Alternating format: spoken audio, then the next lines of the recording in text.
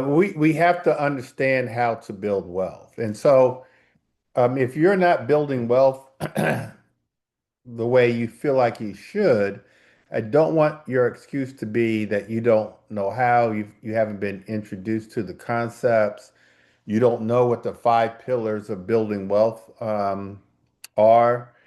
And so I want you guys to understand that so you can do something about your financial future. If it's not definitely if it's not where you want it to be right now. Hopefully after this webinar, you will have an idea of what you should be doing. Before we get started though, any questions? Any questions, you guys?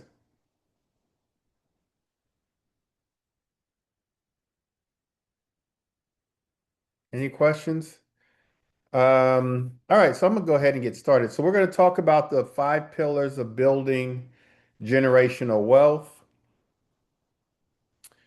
I'm Gregory Bennett. I've been building wealth almost my whole adult life. I started a business when I was 19 years old. I was in college. And so I started sort of like a side hustle that later turned into, when I graduated from college, a business worthy of selling. So actually sold the business when I was about 26, I think, about 25, 26 years old.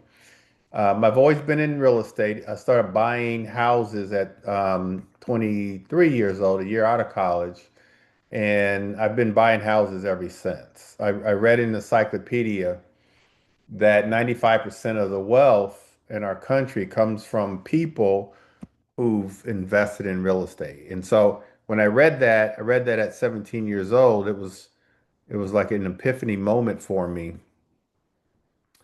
And I've been investing in real estate ever since. Um, Here's the problem that we have in America, you guys, as it relates to building wealth. The problem is most Americans earn income but never build lasting wealth. Federal data shows the median net worth for white households is roughly 285,000, while black households hold about 45,000 median income. That means that black households hold only roughly 15% of the wealth in America. So it is a wealth gap. And so then the question is, what do we do about the wealth gap? Most families have one paycheck, one income source, and one retirement account. The wealthy own multiple assets. And so we've got to own assets. We've got to own assets that give us passive income. We've got to own assets that we can sell or pass from generation to generation, like real estate, like businesses. Uh, we've got to have multiple streams of income, not just one paycheck. And then we've got to have different types of retirement sources, not just one retirement account like a 401k. We've got to have many. And that's how we overcome the wealth gap. The five pillars of building wealth are home ownership, real estate, stock market, entrepreneurship, and protecting your wealth. So, wealth protection. So, let's talk about home ownership. In my opinion, everything begins and ends with home ownership. Um, Home ownership begins the process of building generational wealth. You want to buy a property right, pay it down, eventually pay it off. Um, you can pass the house down from generation to generation. And then what's also important is with a house, you've got equity. And so what does that mean? And why is that important?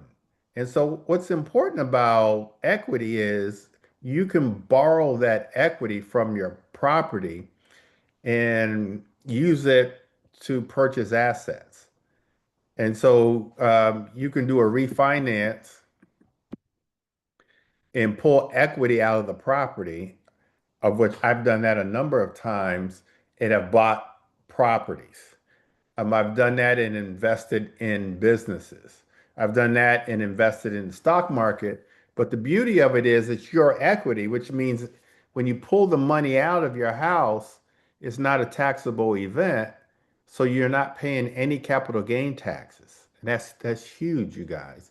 Because generally capital gain taxes, you pull money out, the federal government's going to tax you 20%, 25%, 30% of that money. They're going to get their portion. When you own a home and pull equity out of it, they don't take any of it. That's your equity. And so you get to put that money in your pocket, but what we want to do is we want to invest that money. And so that's why I always say home ownership. Home ownership starts the process of building generational wealth. And so the house that I live in, my hope is that one day soon, I've got it paid off. And then I have just one daughter that she'll eventually inherit the property.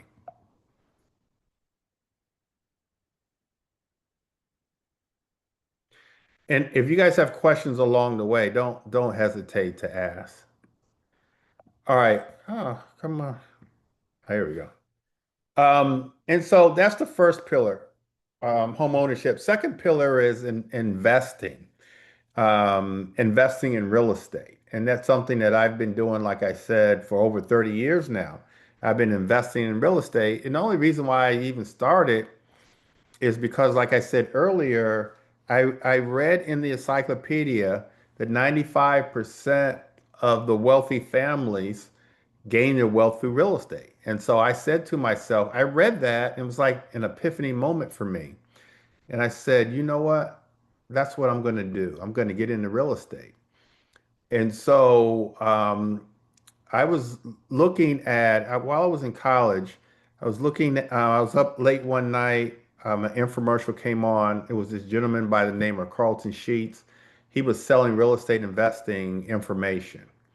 And so I really didn't have much money, but I bought the information. It was sent to me. And I was like a sponge. I was listening to the recordings, reading everything that I could. And then a year out of college, I was reading the Washington Post, and in the classified section was they were offering a condominium in DuPont Circle. And I had read a chapter on creative financing on the owners. I really didn't have the money to buy the property, but I had read a chapter on owner finance, seller financing. So I went to the condo, DuPont Circle, 17th and P Street Northwest. And I said, look, I'm interested in buying a property. At the time, the condo was only $50,000, but I want you to hold the financing. And long story short, they did. And that was my first property. And I held it. They held a note for me for 5 years. After the 5 years, I then had the money or the financial wherewithal to refinance and pay them off. But the whole time, I never moved in that property. The whole time, I rented the property out. And that was my first introduction into real estate investing. And then my goal at that time was to buy one property a year, and I did that. I did that for about 5 years. And so here's how you make money. Here's how I make money investing in real estate through cash flow. And so cash flow is just the rents that are coming in from your tenants is more than the expenses that are going out, mortgage payments, if you're in an HOA, taxes, insurance, maintenance fees. And so real estate investing gives you cash flow and it gives you cash flow passively. So you buy one property as an investment property, and that investment property actually can be your first property. Let's say you buy your first property, it could be a starter home, and then you want to scale up to another property. And this is what a lot of people do. They'll rent out the starter home and then buy another property. You can do it that way, or you can pull equity out of your home to buy a rental property, but one thing you want to do is buy the rental property because not only does it give you cash flow, you've got money coming in passively, but then also that property is going to go up in value through appreciation. And we're lucky, those of you guys who live in the DMV, we are in an area where we're getting 10% appreciation, 15% appreciation every year. Houses are doubling in value in our area every 10 to 15 years. And so you just got to buy a property and hold on to it. And it's going to give you the equity that you need through appreciation. And as I explained earlier, with the equity, you just don't want to sit on the equity. You want to use it. So you want to pull some of that out tax free and buy other investment properties. And then there's certain tax benefits from owning real estate. And so for those reasons, we invest in real estate. And so you want to overcome the wealth gap that we talked about earlier, then you buy a house to live in, and then you buy a second home to rent out. Here's some strategies that we use as real estate investors, rental properties. I like to buy rental properties and rent them out Section 8. So I'm a Section 8 investor. I like long-term rentals. But there's also some of my investors, I actually coach investors as well. I've got a coaching program. And some of my investors buy short-term rentals, like Airbnbs. I've got one of my guys has a couple properties and in Myrtle Beach, South Carolina, where he rents out. He built some houses and he rents them out.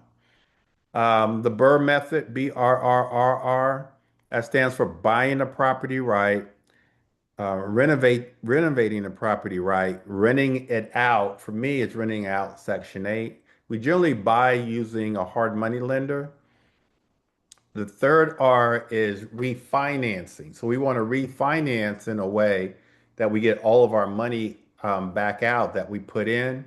And then the last R is to repeat the process. So now we've got an asset that's cash flowing, that's going up in value and giving us equity, and we don't have any of our own money in the deal. We put money in, but then we got all of our money back, and then we start the process all over again. So the last R is to repeat the process. A lot of you guys have heard of fix and flip. We do a lot of fixing and flipping. We love fixing and flipping. It's high risk but high reward. And there is a capital gain taxes you have to pay on those profits. Wholesaling, I actually taught a class yesterday on wholesaling. And that's just simply putting a property under contract with a motivated seller and then assigning that contract to another investor who's going to close on the property. It's a great way to get into real estate investing, but it is not a cash flowing business. Wholesaling is active income, it's not passive income. You wholesale one property one time, which is good, you get cash, but then you've got to start all over again to wholesale another property. What a lot of our investors do is they do wholesale, but they take the cash to then buy and hold real estate. That's a better strategy. Commercial real estate, a lot of our investors are buying 10 units, 20 units, 30 unit, 100 unit apartment buildings. And so you can do that as well to build wealth, obviously. And so home ownership, investing in real estate. Here's how we find deals. We generally find them off market. Tax sales, the DC tax sale actually was canceled. It's supposed to be today. It's August 19th now. So tax sales, we're big on tax sales. Actually, we did a tour on tax sales in DC a couple weeks ago. And then in May, we did a tour in Baltimore for their tax sale. You can find properties on the MLS. We buy foreclosures at the auction. And then for all that we do, you guys, for all that we do, we use AI. We use AI tools. We use ChatGPT. We use Claude, Hagen, Levin Labs. I mean, we use everything. And so we use a lot of AI in our investing. All right, stock market.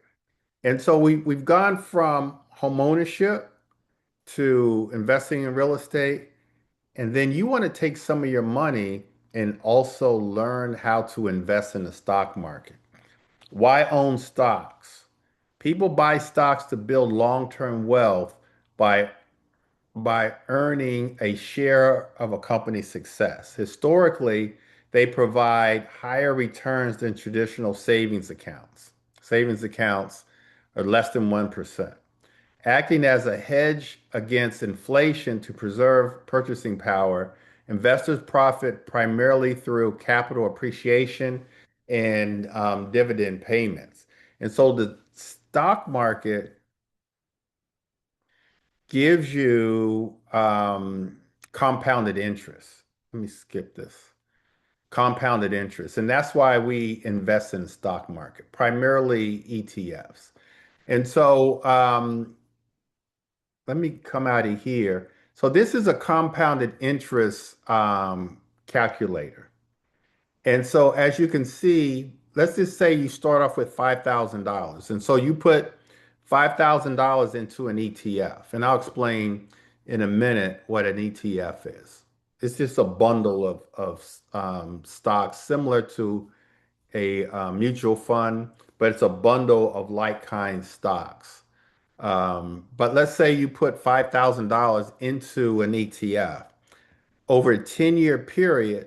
If you're able to put that money into ETFs that are getting over 25%, and a number of them are getting over 25%, and then let's say that through either investing in real estate, owning a part-time business, you're able to contribute $2,000 a month. Doing hair, you could do hair and put $2,000 a month into the stock market instead of going out buying shoes, buying bags. I'm just messing with G Marie. I was trying to keep a straight face, G Marie. But anyway, but if you can contribute monthly, that $5,000 over a 10-year period turns into $1 million, 1.1 million. And so this is Nerd's compounded interest calculator. You guys can get this on your own and play with the numbers. Let's say that you're only able to put in $1,000 a month. That $5,000 over a 10-year period, if we can find ETFs, and I'll show you some that are giving over 25%, you're still over a $500,000 with just $1,000. But let's say you're only able to save $100 a month. Then if you're able to start with $5,000 over a 10-year period, you're still over $100,000. And then look at this graph right here. You're only putting in a minimal principal, but then all of this in the green is the interest that you're accruing, and it's compounding. And so that's compounded interest. Any other scenario you guys might want me to put on the chart just to see what it looks like? Now, obviously, if you Yes. go ahead. $100 a month. Let's see what that looks like while people are getting started. No, I just did. So that's what's on here. So if you put a Oh, I hundred, missed 100. Oh, so if you're able to put $100 a month, and to G's point, we've got to save money every single month. We just do. I went over the wealth gap to begin with, and it said that the medium income for African Americans is only $45,000, where the medium income for white Americans in our country is, I think it said like 245 or $250,000. And that's because we're not investing. And so it's free to open up a brokerage account. I actually opened up, I had a brokerage account. Um, Luis, one of my colleagues, said open up a Robinhood account. So I actually did that today. And it took me 5 or 10 minutes to open up the account. Any other scenarios, you guys? And I just start off with the minimal minimum of 5,000, but you've got to save your money. But you've got to save your money in accounts where the income is going to compound. Okay. Mr. Bennett, I don't have a scenario, but I have a question about the 25%. Okay, Does that stay constant or isn't it susceptible to fluctuation? it is. And so this is one where I knew you were going to ask the question. So I just pulled up one. So VGT, which is Vanguard's technology ETF. Um, let me brighten my light so I can see it. Let's see. Over a 10-year, so over a 1 year period, you guys, look at this, G. Pay attention. Over a 1 year period, you're getting over 40%, but over the last 10 years, they're getting about 25%. Now, to your point, it's the stock market, so it's going to fluctuate. And so you've got to keep an eye on it. But the good thing about ETFs is you've got a number of different stocks, single stocks in that ETF. Mhm. Um, these AI ETFs that are filled with um, semiconductor companies, memory companies, chips. This one, VGT, I don't know if it says it on here, but like in NVIDIA, some of you guys have heard of that company, NVIDIA. NVIDIA, Yes. NVIDIA's in here. I think Microsoft or Apple is in this ETF. And so it's going to do well for a while. But in my opinion, but I did read this, the AI stocks that are giving you over 25%, like VU, right? It asked the question, is VU doing better than VGT? Asked it up here. They're going to be around them, and from what I've read, strong for at least the next 5 years.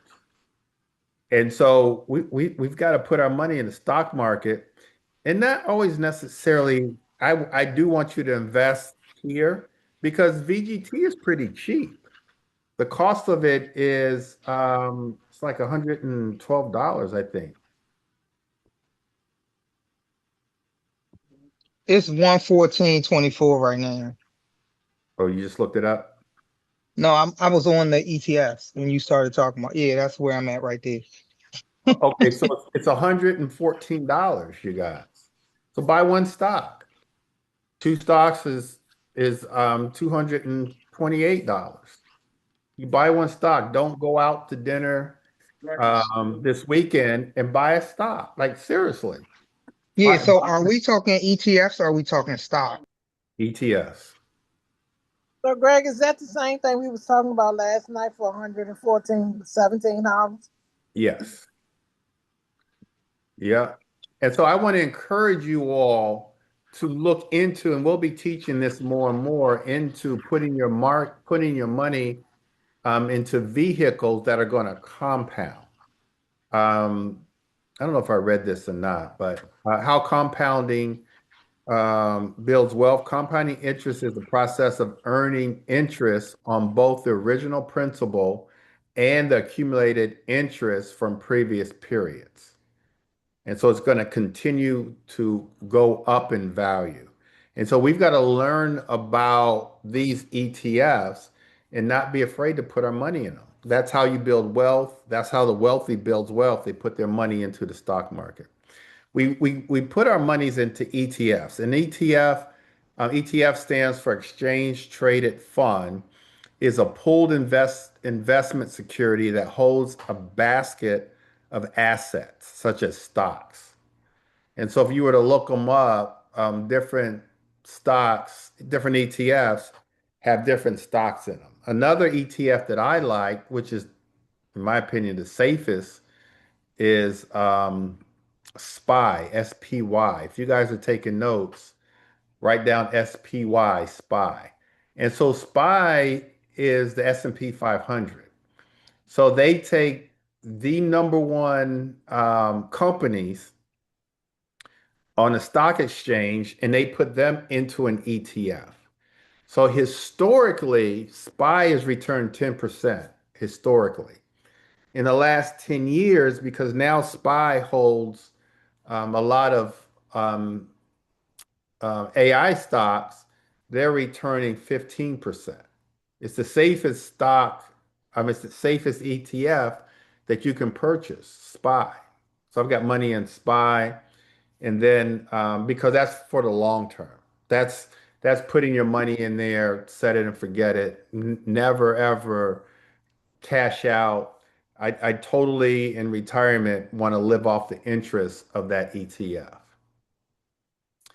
I do like the ETFs that are filled with AI, like memory companies, like Nvidia, semiconductors. Those are all good. They're extremely high right now, but you got to keep your eye on them. Go ahead, Jean Marie. When you were just talking about the last thing, SPY, that you like, does it pay dividends, and do you auto reinvest your dividends? And is that when you say live off of it in retirement, you want to live off the dividends from this ETF? Absolutely. And so, Miss Roll, she's asking the question, can you purchase SPY through either Vanguard or Robinhood? And the answer is absolutely. Absolutely. And there's others. You can do the research. Over the last month or two, we've been giving you guys different ideas of what you could buy or at least research. Jean Marie, what should they research? Give us a ETF.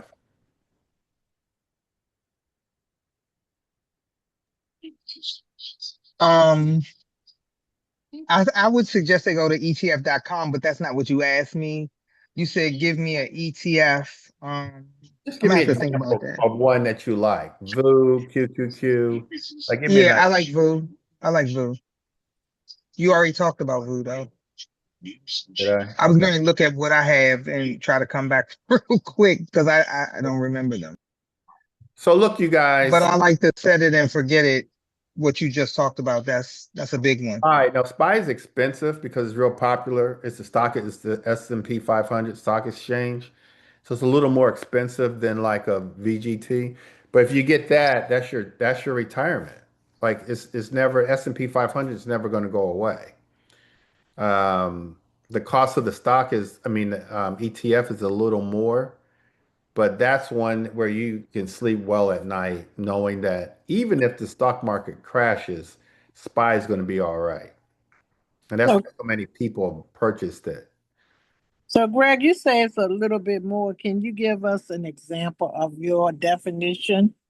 I think SPY is around somewhere between 600 and 7 G Maria will look it up, but somewhere between 600 and $700 a share, as opposed to like VGT is like I think what do we have $114. But and it's returning this year alone it's returning for over 40%. But it's volatile because It's it's a technology ETF, but you just got to watch it. All the technology ETFs, from what I've read, are good for the next 5 years. Then you got to really start watching. It's 750 and 72 cents right Okay. So look, you guys, um, the wealth pillars. We've talked about home ownership. We've talked about investing in real estate. And then, so the next is investing in the stock market. We've got to learn how to do it. We've got to be able to take advantage of compounded interest. I've got some buddies of mine who's been deeply involved in real estate like me are now shifting into the stock market.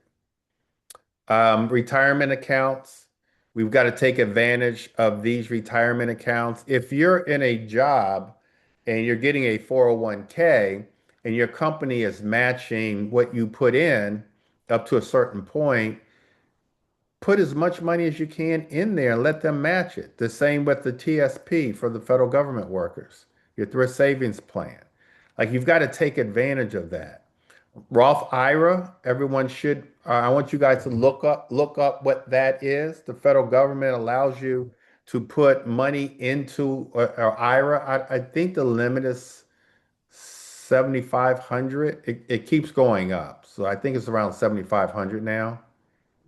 And isn't that if you have to catch up that you get to put more? Yeah.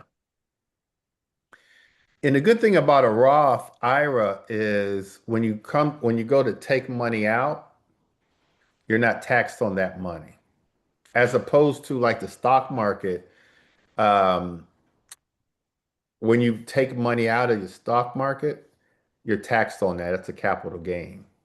Roth, when you're growing your Roth, and at the very least, we should be doing that because we're putting our money in pre-taxed. And so now when we take it out in retirement, we don't get taxed on that. And so you can go to a brokerage account to one of these brokerage firms and open up a Roth. And that's another thing that we've got to do. And then brokerage accounts, we just talked about that. And so for me, I use the stock market and ETFs honestly as my brokerage account because I've been studying. I'm more of a real estate investor, but I've been studying the stock market for the last couple of years, and I've kind of surrounded myself with people who really know the stock market, and so they've been educating me on it. And it's the same. It's the old saying, like you've got to be around like-minded people. And so I've been around people. I've hosted meetings here at my house on the stock market. And they're talking about options and things like that, which I'm not going to get into. I may do some leaps and they invest in puts and all that kind of stuff, calls. Um, Stays. It's a bunch of it. but I'm comfortable with just right now investing in ETF for long-term wealth. All right, so the fourth pillar that we need to talk about, because we're talking about all this investing, question is, where is all that money coming from? Like, we need money to invest. It is very, very difficult to have a job and invest your money. That's very difficult. You can't, it's like almost impossible.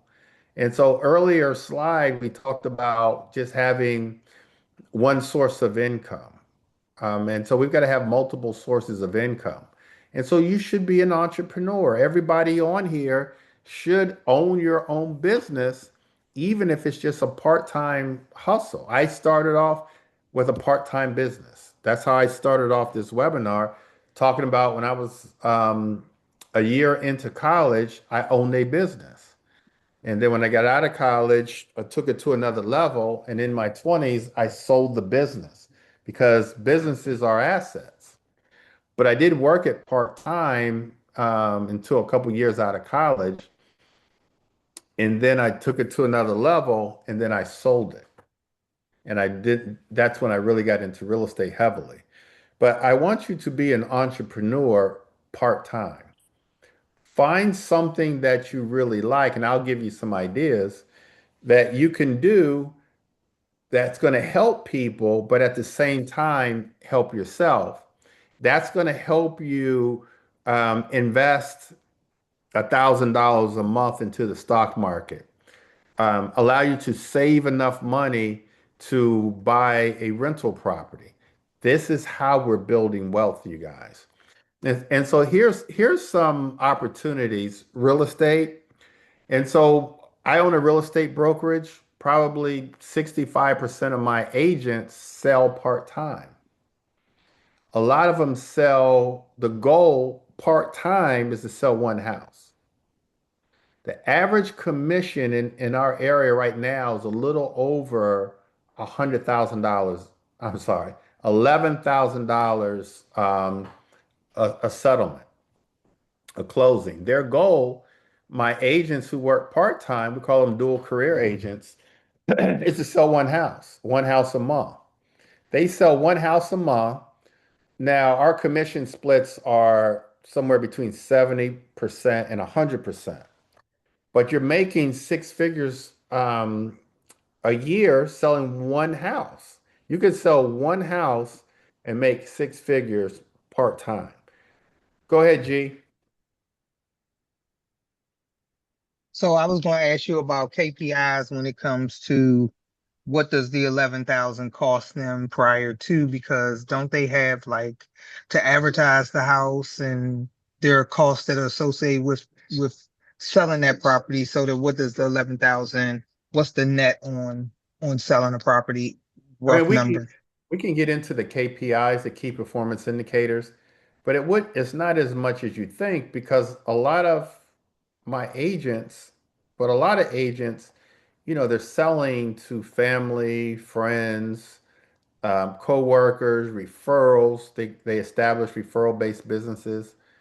Um, and so my full-time agents are the ones that spend more money on marketing because, they eat what they kill and they don't have a backup. So they're running scared every day. My part-time or my dual career, they've got a paycheck coming in every 2 weeks. And so they're marketing to, and they're marketing like on social media to like their followers, family, friends, and then their past clients. And their past clients are giving them referrals. Sell one house, you make $11,000. Insurance. We own an insurance agency too, Big Life Financial Services. Um, that's a great part-time hustle, better than real estate. You sell one policy a week. Listen to this, you guys. You sell one policy a week, and let's just say the average policy is 250, I'm sorry, $2,500. You're going to get a percentage of that, but let's just say it's 80%. And so that's $2,000. You sell one policy a week, and let's just say you get 80% of that, that's $2,000. $2,000 times 52 weeks, that's six figures by selling one policy a week. It's the same thing. It's the same question that G just asked me. How are you finding those people to sell to? You're selling to family, friends, co-workers, referrals, that kind of thing. But here's the beauty of insurance, and this is just how they created the industry. You recruit someone to be on your team, they sell a policy. Guess what happens to you? You get an override on everything that they sell. So you're going to make money too. And then if they recruit someone, they get an override, but guess what? You get an override too. And then every time your clients renew the policy every year, you get a renewal fee. It's minimal, it's very minimal, but you still get paid again, and it adds up. And so, insurance, you can really build a downline or a business very, very quickly. It's the best, in my opinion, and I'm a real estate man. It's the best model, business model for entrepreneurs, especially if you're doing it part-time, that's out here is selling financial services. And so we sell a number of different types of financial services, and I'll get into that later. Again, we use AI. And the only reason why I even got into insurance or got back into insurance is because of AI. Using AI tools, using digital products. You can be a consultant part-time, um, sell education. I sell education with my coaching program. You can do these part-time. you're not going to get where you want to go unless you have multiple streams of income, you guys. What I showed you with the compounded interest chart calculator is real, but you've got to have the money to put in. You've got to have the money to invest $100 a month, which you have to do, or to invest $1,000 a month to scale really your financial future. And just through stocks, through compounded interest, if you can get to the point where you're saving or investing $1,000 a month into the right stocks, you can bet on an early retirement. You can bet on an early retirement. And so that's what I want for you guys. And so owning your own business, you guys. If you're interested in either real estate or insurance, um, just get in touch with me. In the end, I'll show you different ways of getting in touch with me. Again, with all that we do, we use AI tools. I use them all. I even hired a company out of India to build AI agents for everything we do in the brokerage and the insurance company. And so they're building out, they just completed the first phase of, I'm probably going to have about 30 different AI agents to run everything. And so lead generation, marketing, different types of automation, customer service, follow-up, receptionists, AI agents to create content. I just went to Claude Sunday and Claude hurt my feelings because I put in a prompt. I actually went to ChatGPT and said, write a prompt to Claude and ask Claude to audit my Instagram page. So ChatGPT wrote the prompt. I cut and pasted into Claude, and Claude ate up my Instagram page. Just put me just I was just crying. Just I was just shamed on how bad my Instagram page was. But guess what I did? I went to Upwork.com and Fiverr. And today I hired a Instagram marketing manager out of Bangladesh. He's out of Bangladesh. I interviewed about 4 or 5 people. Like I've got to get this social media thing down, and I don't have time to figure it all out myself. And so that's what I did today. Wow. Who somebody just ripped me apart again. Yeah. Just ripped me apart again. I'm already feeling bad. Yeah, I was like, wait a minute. When I saw that IG, but I said, no, you know what? Not everybody is, you know, IG savvy, marketing, all of that. So I said, I'm still gonna come to the workshop. but I'm glad but you came. yeah, Claude was right. Claude was right. Okay, But why you pouring salt in the wound? you're gonna get it together. I'm gonna get it together. I'm gonna get it together. I'm trying. All right, so AI, we got to use AI and let's not be afraid of it. I was like, I want to be great. Um, and I don't want to be into this for a long time. And so I got to make sure everything is right. And I did an audit, and so we're gonna fix my Instagram, and then we're gonna fix LinkedIn, and we're gonna fix TikTok and Facebook and my YouTube shorts. And and so my social media is going to be powerful because I want to make as much money as I can in a short period of time and invest that money for me in the real estate, but primarily into the stock market as well. Yeah, Colby. So AI can call as well. And so I have callers now out of the Philippines, but I'm going to replace them with my AI outbound callers. And so they're working on that as well. All right, protecting. So we've talked about home ownership. We've talked about real estate investing. We've talked about investing in the stock market. We've talked about multiple streams of income with entrepreneurship. And then we've got to protect it all. We've got to protect ourselves. If something was to happen to us, our loved ones are protected. But then a lot of the wealth protection you're able to use when you're living. And so a lot of the policies have living benefits. If you have a critical, chronic, or terminal illness, you can use your policies. A lot of the policies will help you build a tax-free retirement that you can use the money while you're living. And so those are some of the things that we've got to invest in.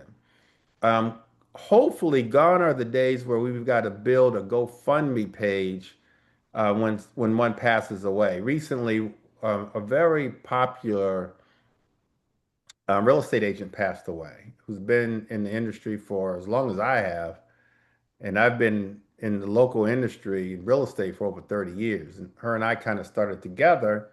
That was deep. Oh, see, I wasn't gonna call no names. Who said? I miss her already. Oh, somebody said that. I don't know who said that. But anyway, we're not gonna call any names. That was But Olivia. Oh no, you didn't you put me on blast like that. all right, hold You up. put yourself on blast. Your tile is flashing when you're talking, sweet. But I know, here's my but he point. was Hold up, hold questioning up, that. hold up, It's Olivia. okay. Hold up now. You guys are missing the point. The point is we've got to get protection so that we don't have to have our family and friends solicit others just to bury us. We need to be self-insured. I think I told a story at lunch on Saturday to my coaching students where my father's 86 years old, lives with me, and he doesn't have any insurance, but he's got over $1 million in the stock market. He's self-insured. And so until we get self-insured, we need insurance because something could happen. My brother, most of you guys know Keith, he's still in the hospital. I'm gonna go pick him up and he's gonna spend the day with me tomorrow. He's got 2 more weeks in rehab center. He was able to use his policy um, because of, he's got diabetes and we thought he was going to lose his foot. So he was able to use part of his policy to help fund him while he's in the hospital. He's been in the hospital for about a month now, I think, and he's got 2 more weeks. And so we've got to protect ourselves. A lot of Wow, people sorry buy to hear that. Yeah, I thought you knew that, G. A lot of people when they buy houses, they get wealth insurance so that if something was to happen with them, house is paid for. But more importantly, we want to protect ourselves so that we get these policies because they come with a cash value where you're able to, like the premiums, the payments that you're paying, part of that or most of that goes to cash value, which compounds and you're building wealth that way. And so I want you guys to start thinking about different types of policies for yourself. There's term policies, which you only have for a term, certain term. I bought a term policy in my early 30s. Family friend came to me. She said, I'm working with Primerica. We sell term. I bought the term policy because I didn't know any better. Then about 2 or 3 years later, I had kidney failure, which kind of put me in a category where it's hard for me now to get insurance. And so it was a 20-year term policy. I outlived the term. Um, so now what's going to happen to me? I can't, it's hard for me to get insurance where I wish she would have came to me and said, you can afford it. Let's get a permanent policy, like a whole life policy or what's called an IUL, index universal life policy, where not only would I have permanent policy for the rest of my life, but I would have built up cash value to the point now I could borrow my own money and invest in real estate tax free. And so, but it depends on, everybody's different. Our term policy is inexpensive. My preference would be for you to have some type of um, permanent insurance just in case something happens. You just never know. But it's building cash values so that you can build wealth. Mortgage protection, I just talked about that. If you have houses, you want to protect them in case something happens to you, disability, insurance, and long-term care. Estate planning. Miss Roll is on here. Are you still on here, Miss Roll? Miss Roll, do you want to say something about estate planning? Yes, I am here. Just give me 2 minutes on estate planning, wills, trust, beneficiaries. What's the importance of it? Okay, so the difference between a will and a trust, basically, the most important thing is that with a trust, your assets transfer really upon your death. Um, it's less expensive. Probate takes about 18 months to probate all of your assets. And so the cost of probating is approximately anywhere between 1 to 7% of your entire estate by the time you're done paying attorneys and going through court. And plus, it's longer, it's 18 months, and then it's public. So everything that happens in probate, someone who might be interested in your disposition can go to the court and look up all of your business. So that's the disadvantage of dying with just a will. With a trust, your assets transfer almost immediately upon death. And, depending on who you're working with, some attorneys charge by the hour. I charge a flat fee, and the attorneys that I associate with charge a flat fee. And so you have all your assets actually distributed in this trust, which transfers to your beneficiaries upon death. So you escape the 18-month period that a will would take you through probate.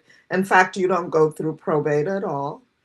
And you avoid the 1 to 7% cost of your entire estate, which is the average in terms of probating your estate. So, and it's a lot of people in our community, meaning in the African American community, associate having a trust with people who have a lot of money. But that is just simply not the case. If you own a car, if you own a house, if you own, just a car and a house, it would benefit you to have a trust and put those assets in it. So your beneficiaries, your heirs and your beneficiaries could avoid the long process of probate. Okay. That's basically it. Thanks for that. And we'll get some more information as time goes on from her. She does estate planning. She's an attorney, and she does estate planning. Any questions for her, you guys? I just want her information, and I wanted to ask, when you talk about what you can put in your trust, can you put other asset classes like art and Yeah, collectibles, jewelry? Okay. Thank you. absolutely. You could put your life insurance, you could put everything you own, actually, your car, all of that. Okay. Yeah. I My would like your information. yeah, my website is Vanola Roll. My name is right there.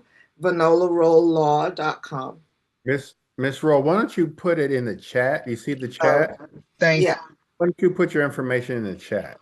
Okay. All right, thank you. All right, the wealth scorecard, you guys. What is your scorecard, and what do you need to do to get your scorecard up? Home ownership. Can you put a check by that box? Investing in real estate. Can you put a check by that box?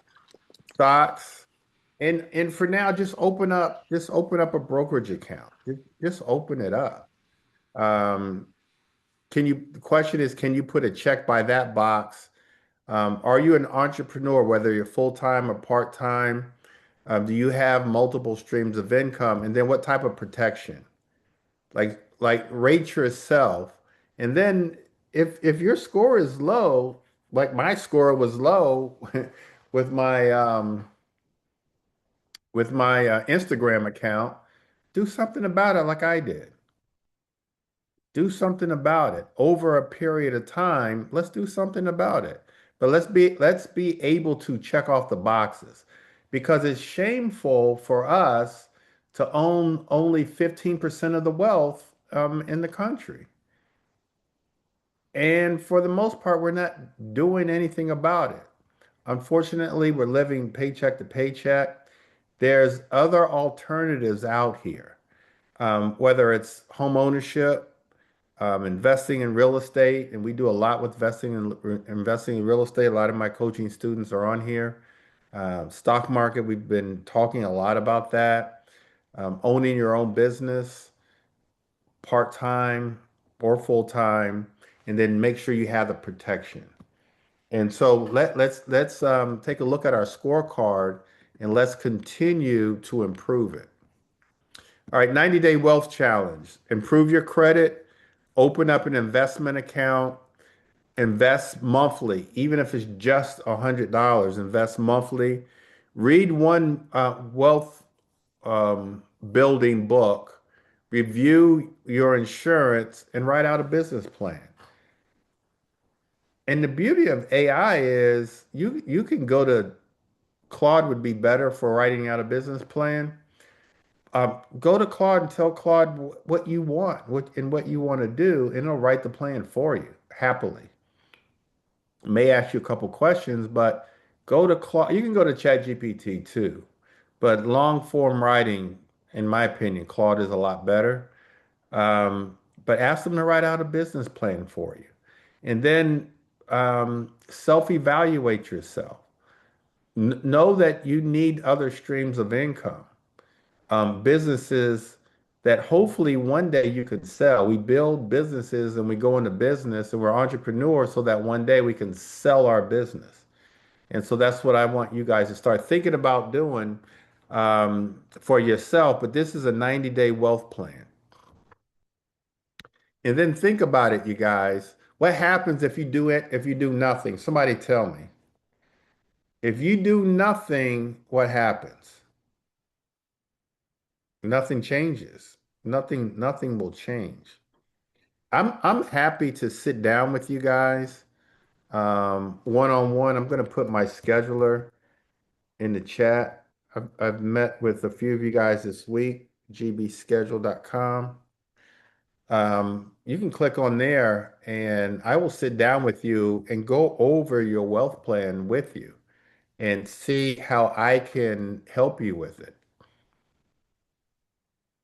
All right, imagine your future, you guys, um, being able to check all the boxes. Home ownership, multiple investment properties. We want to have a seven-figure investment portfolio. That's what I want for you, to have $1 million investment portfolio that you're getting somewhere between 15 to 20% returns every year, and now you're living off the interest. You're keeping that million in there, and you're living off of your gains. And so then the question is, how do you get there?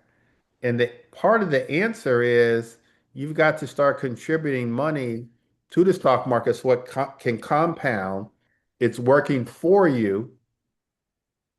You're making money while you sleep. Um, and we've got to figure out how to make money while we sleep.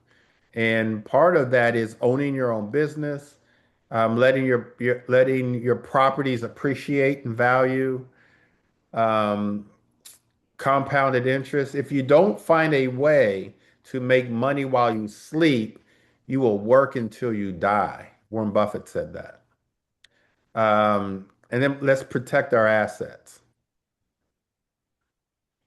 All right, I actually have a free 4-day wealth blueprint. So I dig a lot deeper on what we just talked about at the end of this month for 4 days. We're going to go over all of these different pillars. It's free. I'm going to put um, the link in the chat. If you guys have been, and most of you guys have been to my 4-day course, this one's different. I totally redid it so that I could go over all the different pillars. And so the link is BBC 4-day. You can click on the link in the chat. It's free of charge. Um, we may have a bonus day. I haven't decided. Um, we may have a free bonus day at the end where we actually go out in the field and look at properties and have a luncheon. But I'll decide on that later. But it's a free 4-day course that digs deeper into all the things I just talked about. I do have an inner circle and a coaching program. If you guys are interested in weekly trainings, a couple times a week, um, I put my no. So the 4-day course is virtual. It's at 8 o'clock at night, starting on the 27th. It's virtual. Um, go to my link for my schedule, and I would be happy to meet with you guys and talk about one of our coaching programs. We exist, our company, my companies exist to create 1 million wealth builders by helping families own more, earn more, and leave a legacy. That's what I want to do, and that's what I want my legacy to be, is for all of us to help each other build wealth for each other. G? So you on the last slide, I was trying to type it in. I don't know if I spelled it right, but Big Life Inner Circle, is that what it was? Yeah, and so I renamed my inner circle. You're already in my coaching program, so you're already part of the inner circle. Oh, okay. I thought that's why I was thinking it was something new. You renamed it. Got it. Not, I didn't rename the coaching program, but we've always had an inner circle that's $97, especially for those that can't afford at this time to join our $5,000 coaching program. And we just renamed it Big Life. Okay. That's the name of Okay. our Thank financial you. services company. Any questions, you guys, before we get out of here? Any questions? Yes. Go ahead. Would you consider being a real estate investor part of the informal economy or part of the formal economy? Because we provide housing for people. Absolutely. Formal.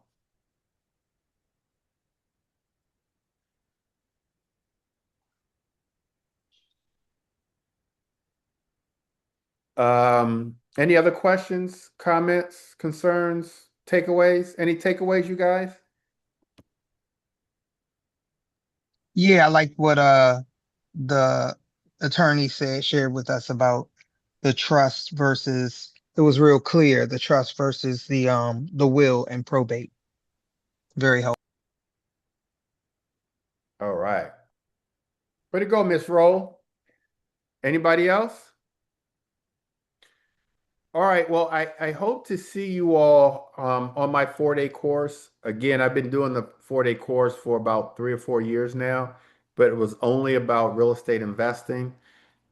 This time we're going to be talking about real estate investing, but also investing in the stock market, ETFs. We'll have a whole day on that. Um, Entrepreneurship, wealth protection, all that we just talked about. I slow everything down and I take one aspect and I go over it for that night. Yeah, that's really good.